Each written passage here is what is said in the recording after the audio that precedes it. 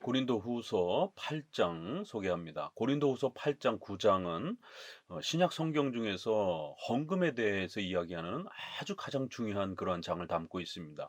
분량도 굉장히 많은 두 장에 걸쳐서 교회 안에서 헌금이 어떤 성격인지, 왜 헌금을 해야 되는지, 특별히 11조와 관련된 이러한 교회의 헌금의 성격과 방법, 또 그것을 관리하는 이런 여러 가지 질서에 대한 아주 풍성한 내용들을 담고 있습니다.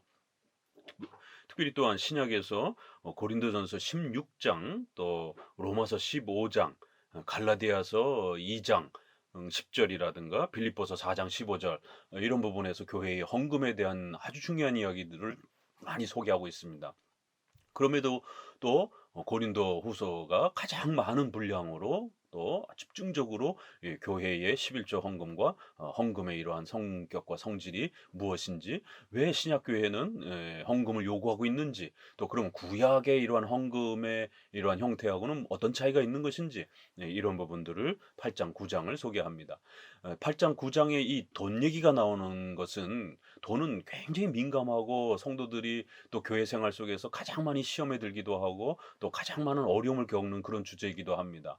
음, 그러나 이 고린도후서 전체 흐름에서 앞서서 말씀드린 것처럼 바로 그 사도권에 대한 교회의 정치 제도가 신적 권위로서 얼마나 소중한 것인지, 그랬을 때 성도들이 사도들이 요구하는 이러한 헌금에 대한 요구들을 단지 조언이나 협조라든가 이렇게 의논 정도로 생각한 것이 아니라 하나님의 명령으로 이렇게 받아들이면서 그 신적 권위를 인정하고, 어, 여러 교회가 연합된 상회, 노회나 총회의 그런 구제 헌금에 대한 요구들을 교회법의 명령으로서, 신적 권위를 가진 교회법의 이러한 명령으로서 받아들이고, 그러한 돈의 헌금에 대한 의무적 이러한 또 협력들을 어떻게 해나가는지들을 소개하면서 교회의 고린도 교회의 장로 정치 제도가 얼마나 놀랍도록 잘 이루어지고 있는지, 그래서 상회가 요구하는 이러한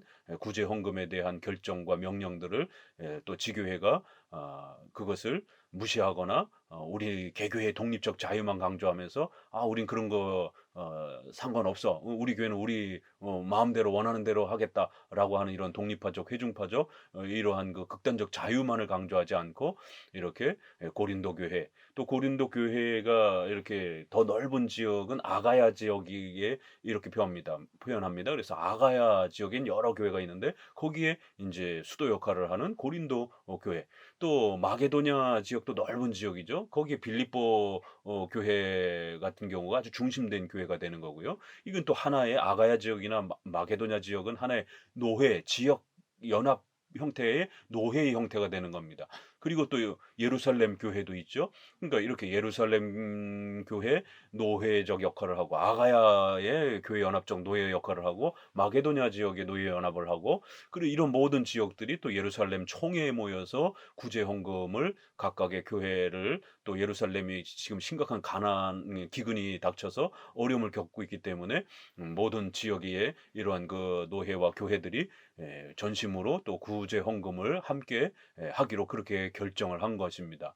그리하여 사도행전에 보게 되면, 사도행전 15장에 보게 되면 그런 중요한 교회법적 질서가 나오고, 또 사도들과 제자들에게 각 지역의 교회들마다 예루살렘의 이 교회를 구제 헌금을 이렇게 도와달라라고, 그거를 단순한 그냥 조언이 아니라 교회법적인 그런 명령으로서 그렇게 요청을 하고, 그래서 마케도냐 지역도 그렇고 아가야 지역에 있는 수많은 교회들이 이러한 구제헌금의 상회의 명령으로서 이렇게 복종하고 순종하는 그런 교회법적 질서를 돈과 관련해서 이렇게 샘플로 예를 들어서 교회적 질서를 이렇게 소개하는 것입니다. 그렇기 때문에 오늘날도 교회가 규모가 커지기 시작하게 되면 이러한 경제적인 이런 재정의 책임과 의무를 이렇게 짊어지는 부분이 상당히 힘들지 않습니까? 결국 개교회 중심으로 가게 되면 결국 자기 교회의 어떤 성장만 이렇게 집중하지, 전체 이러한 노회와 총회라고 하는 교단이 함께 성장해가는, 또 교단 안에 연약한 교회를 함께 의무적으로 돕고 세워가려고 하는 이런 부분에 대해서는 신경을 안 쓴단 말이에요. 그렇게 되면 교회가 결국 개교의 중심이 되어서 결국에는 급격히 힘을 잃어버리는 이런 일들이 벌어지고, 작은 교회들은 농어촌이라든가 이러한 또 선교 지역의 작은 교회들은 결국 자연 소멸해 버리는 이러한 심각한 위기가 닥치는 겁니다. 그래서 하나님께서는 이러한 장로 정치 제도를 통해서 반드시 의무적으로 개교회는 상회라고 하는 노회에 종속적으로 그렇게 교회법적으로 함께 의무적으로 묶여 있어야 된다라는 것. 그래야 좀 더 더 이렇게 성장하는 규모가 있는 교회도 있고, 또 농어촌 같은 경우는 인구적으로도 작기 때문에 어려운 교회들이 있는 것입니다. 그러면 재정적 책임을 규모가 있는 교회들은 더 감당을 하고, 작은 교회들은 조금만 감당하고, 이렇게 해서 서로가 서로를 도우면서 교회가 함께 성장해 가는 것이지, 자기네 교회만 이렇게 뭐 1,000명, 2,000명, 10,000명 이렇게 해서 마치 무슨 기업처럼 이렇게 성장하고, 거기에 인사권과 재정권을 독점하고, 이렇게 되면 결국 독점적 권력의 이 함정에 빠지게 되는 겁니다. 그리하여 독립파나 이렇게 회중파 형태의 개교의 중심이 얼마나 이렇게 성경적으로 위험한지를 우리는 실천적으로도 느끼게 되고, 또 교회의 이러한 성경의 가르침의 원리에서도 벗어난다라는 걸 알 수 있습니다. 크게 우리가 두 가지, 지금 재정적인 이런 부분에서 자기 교회만 성장한다라는 것이죠. 그러나 교회가 무너져 가게 되면은, 그 사회로부터 교회가 존중을 받지 못하게 되면 교회 전체가 다 결국 타겟트가 되고, 교회가 뭐 공산주의 사회라든가 중국이나 북한처럼 교회 자체가 소멸돼 버리는 겁니다. 그 중대형 교회에 혼자만 살아 있을 수는 없는 것입니다. 그러기 때문에 교회 존립의 문제에 있어서도 개교의 중심으로 교회가 가서는 안 된다라는 거예요. 또 그다음에 신학적인 부분에 있어서 신학교를 세우고 목회자를 양성하고 이래야 되는데, 목회자 한 명을 양성하는데 10년 이상씩 걸리고, 또 유학을 보내고 이렇게 공부를 시켜야 되고 이래야 되는데, 이게 과연 한 개교회가 감당할 수 있는 문제가 아니지 않습니까? 그리고 또 이단이 창궐하고 그러면은 그런 훌륭한 신학자들이 그런 이단의 문제들을 연구해 가지고 교회에게 경고하면서 이렇게 정보를 알려주고 그래야 되는데, 이거는 일선 목회자가 다 감당할 수 있는 문제가 아니란 말이에요. 그러니까 이단과 이런 교회를 보호하는 차원에서라도 개교의 중심으로 있으면 이단의 이런 창궐함을 막아낼 수가 없습니다. 그래서 반드시 교회는 홀리 캐톨릭 처치라고 하는 우리 사도신경의 고백, 에, 거룩한 하나의 교회. 그래서 교회란 여러 교회가 있는 것이 아니라 전체 교회가 하나로 있는 겁니다. 캐톨릭 처치라고 하는, 로마 카톨릭 처치하고 사도신경의 홀리 캐톨릭 처치하고는 다른 개념입니다. 성경은 바로 예수 그리스도의 한 몸 된 교회, 이렇게 하나의 교회를 고백하는 것이에요. 이 땅에서는 모든 세계의 교회가 유형적으로 하나로 모일 수가 없기 때문에, 적어도 지역적으로 교단 형태로 이렇게 하나의 큰 그룹으로서 하나의 교회를 지켜가는 겁니다. 이게 바로 장로 정치 제도인 것입니다. 자, 그래서 8장은 이런 헌금과 관련해서 아주 중요한 주제를 장로 정치 제도와 연결해서 우리에게 소개해 주고 있습니다. 자, 이제 이런 부분들을 함께 돈과 관련된 그러한 내용들을 중심으로 해서 함께 다뤄보도록 합니다. 형제들아, 하나님께서 마케도냐 교회들에게 주신 은혜를 우리가 너희에게 알리노니, 환난의 많은 시련 가운데서 그들의 넘치는 기쁨과 극심한 가난이 그들의 풍성한 연보를 넘치도록 하게 하였다.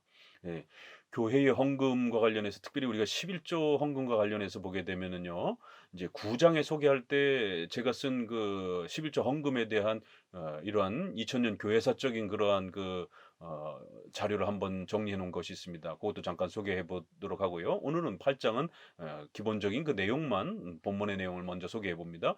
11조와 관련해서 오늘날 개혁교회라고 하는 목사님들이, 또 어떤 특정한 목사님들이 11조는 율법적이다 이러면서 아주 공격적으로 비판을 하고, 그러기 때문에 교회에서 11조 헌금 걷지 못하게 해야 된다. 자유로 그냥 둬야 된다. 이런 주장들이 있습니다.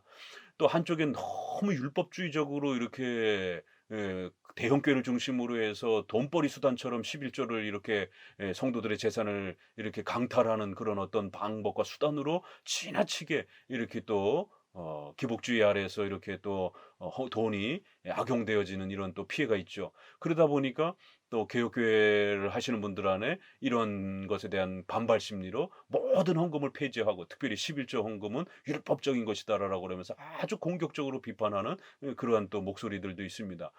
그러나 이건 다 모두 성경적인 그러한 형태가 아닙니다. 어, 분명히 교회의 역사 속에서는 구약에는 10의 3조 형태입니다. 이렇게 1년 내에 이러한 그 11조 형태가 있고요. 1 년에 농사를 지어서 10분의 1 정도를 드리는, 그다음에 또 3 년에 한 번씩 구제헌금으로서 드리는 11조가 있고요. 또 매 7 년에 안식년의 형태가 있어서 전체적으로 이렇게 보면은 구약학자들이 평균 잡아서 10에 한 2.6, 7조 정도 된다. 그러니까 한 10에 3조 정도 이렇게 정도의 양이다라고 이렇게 또 해석해 내기도 합니다. 그리고 또 짐승과 또 이러한 그 가축이라든가 또 곡식 이런 것이 의식법적 명령으로 이렇게 되어 있죠. 그러나 오늘날은 그런 형태로 11조를 드리지는 않습니다. 누가 뭐 오늘날 양을 잡아 가지고 이렇게 11조로 바치는 사람이 어디 있어요. 농사 짓는 사람들도 많지 않고. 그렇기 때문에 오늘날은 구약의 형태로, 그런 의식법적 형태로, 구약의 그런 성전 제도와 관련된 율법적 명령 형태로 11조 헌금은 행하는 건 아닙니다. 그건 예수님이 오심으로 인해서 분명히 그런 외적인 의식적 제도는 중단되었어요. 그러나 예수님이 오시고 난 이후에도 여전히 예배의 중요한 수단으로서 성도들의 신앙을 고백하는 수단으로 헌금이 사용되었고요. 특별히 그 용어에 있어서 11조라는 그 헌금을 늘 이렇게 익숙하게 사용해 왔기 때문에 교회 역사 속에는 이렇게 교회법적으로 11조라는 그 용어를 그대로 관습적으로 사용해 왔던 것입니다. 그래서 10분의 1 정도의 이러한 11조 헌금을 신앙의 수단으로서 또 교회를 또 세워가는 중요한 교회법적인 이러한 또 질서 아래에서, 두 가지 목적 아래에서 이렇게 신약적 형태에서는 지켜왔던 겁니다. 이거를 우리가 자발적 의무 헌금이다라고 이렇게 우리의 손조들 박윤수 목사님이나 또 이렇게 칼빈이나 이런 많은 우리의 종교개혁자들은 그 성격을 구약적 의식적 형태는 아닐지라도 성도의 신자로서의 의무와 책임을 감당해야 되는, 교회를 지켜가고 세워가야 되는, 교회를 세워가는 데 있어서는 또 많은 재정들이 필요하죠. 목회자의 또 이런 사례비, 또 가난한 사람들을 돕고 신학교를 세우고 또 이러한 교회에 함께 모여서 예배드리기 위해서는 그 예배 공간을 유지하는 데 필요한 이런 많은 경비들이 필요한 겁니다. 그렇기 때문에 반드시 교회법적으로 교회를 운영하고 세워가기 위해서는 반드시 재정이 필요한 것이에요.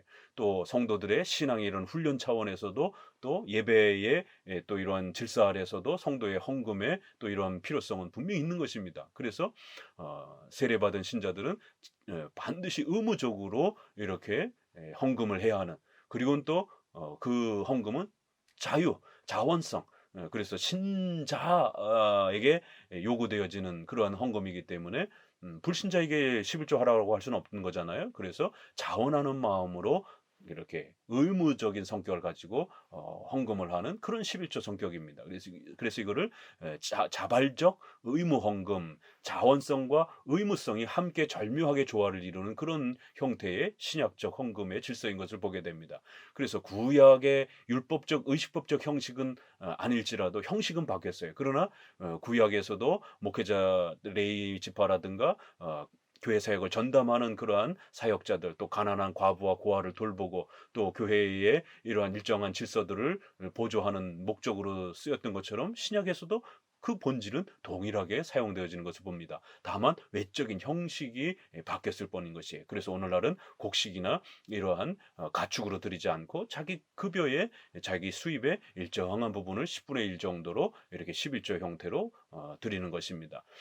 그런데 역사 속에 보게 되면 제세례파라든가 이단들이라든가 이런 쪽에서 늘 11조를 공격하면서 11조 없애라라고 이렇게 늘 항상 극단적 자유를 강조하면서 결국 11조를 비판하고 공격하고 없애라라고 요구했던 사람들은 늘 이렇게 비정통 쪽에 있었던 사람들입니다. 칼빈이나 루터나 쯔빙글리나 또 이렇게 미국 장로교 역사 속에서도 11조의 헌금의 이러한 부분은 예배적 신앙의 이러한 그 보조 수단으로서, 또 교회법의 이러한 중요한 의무적 이러한 또 성격으로서 교회 안에 늘 이렇게 11조 헌금 형태로, 또 그 양도 10분의 1 정도로 이렇게 늘 지켜져 왔던 거를 꼭 명심하셔야 됩니다.